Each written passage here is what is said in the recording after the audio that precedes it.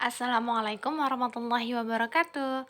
Hi good people, welcome back to Nervi Channel, Learning English together with me, Nervi. Hai teman-teman, hari ini kita akan belajar tentang cara mudah memahami simple present tense. Oke, let's get started. Yang pertama kita akan bahas tentang the usage of simple present tense, yaitu kegunaan dari simple present tense. Kapan nih kita menggunakan simple present tense? Oke, simple present tense digunakan untuk actions that happen regularly or habitual actions. Nah, a frequency adverb is often used here. Jadi, simple present tense ini digunakan untuk menjelaskan kejadian yang terjadi secara teratur atau habitual action, yaitu kegiatan kebiasaan. Nah, a frequency adverb, jadi keterangan frekuensi ini sering digunakan nih di simple present tense. Oke, contohnya gimana? Example, Dad usually reads a newspaper every morning. Ayah biasanya membaca koran setiap pagi.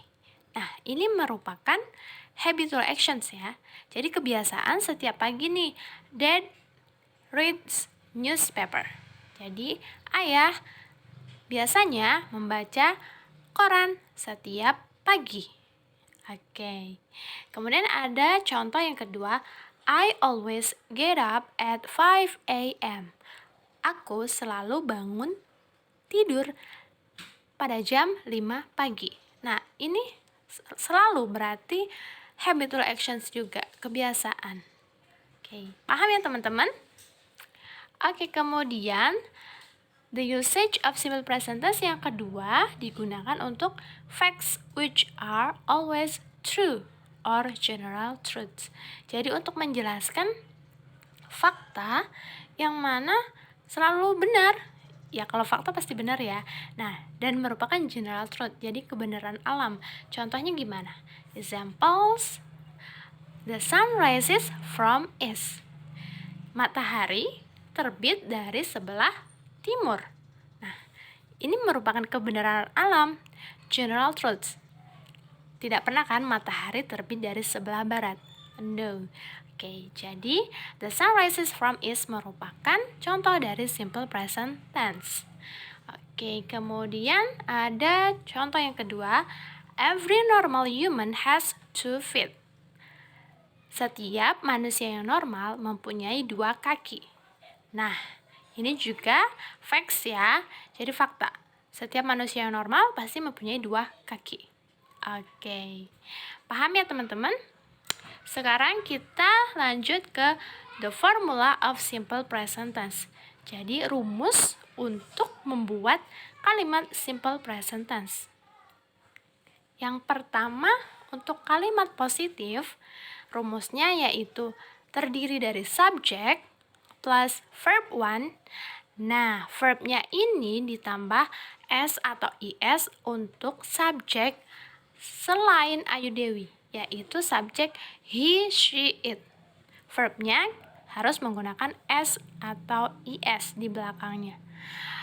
Oke, nanti ada contohnya.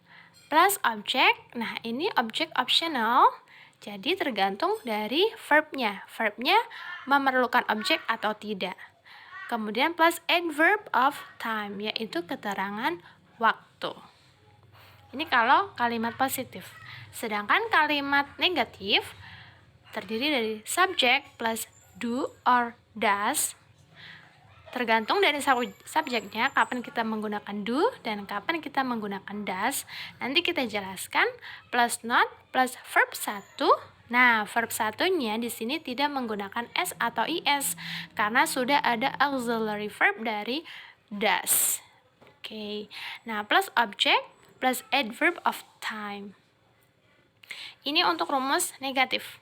Sedangkan untuk rumus interrogatif atau kalimat tanya, yaitu do atau does, tergantung subjeknya, plus subject, plus verb 1, plus object, plus adverb of time. Dan jangan lupa question mark, yaitu tanda tanya di akhir kalimat, karena ini merupakan kalimat tanya. Langsung saja ke contoh, example. Untuk kalimat positif, Tom studies math every Monday. Tom belajar matematika setiap hari Senin. Nah, Tom di sini merupakan subjek. Oke, subjek ya. Kemudian studies merupakan verb 1. Nah, karena subjeknya Tom, Tom ini merupakan orang ketiga ya, he, maka kita verbnya menggunakan s atau is. Nah, study di sini harus ditambahin is, studies. Jadi, Tom studies math every Monday. Nah, math-nya merupakan objek dan every Monday merupakan adverb of time. Paham ya teman-teman? Kemudian untuk contoh kalimat negatif ada Tom does not study math every Monday. Tom tidak belajar matematika setiap hari Senin. Nah, Tom di sini merupakan subjek. Does di sini merupakan auxiliary verb. Nah, kenapa di sini kita menggunakan does? Karena subjeknya Tom. Tom merupakan orang ketiga. He. Makanya kita menggunakan auxiliary verb does. Oke, kemudian not merupakan rumus dari kalimat negatif dan study. Study ini merupakan verb 1. Nah, ingat ya, study verbnya tidak pakai s atau is karena sudah ada auxiliary verb does. Jadi, verbnya tidak menggunakan s atau is. Jadi tetap study. Math merupakan objek, every Monday merupakan adverb of time. Oke, gampang ya teman-teman. Nah, kemudian untuk kalimat interrogatif ada Does Tom study math every Monday? Apakah Tom belajar matematika setiap hari Senin? Nah, does-nya ini merupakan rumusnya auxiliary verb. Kenapa does? Karena subjeknya Tom. Nah, kemudian study verb 1, math object, every Monday merupakan adverb of time, dan jangan lupa question mark atau tanda tanya. Gampang kan teman-teman? Oke, kita move to, nah ini subject verb agreement-nya ya.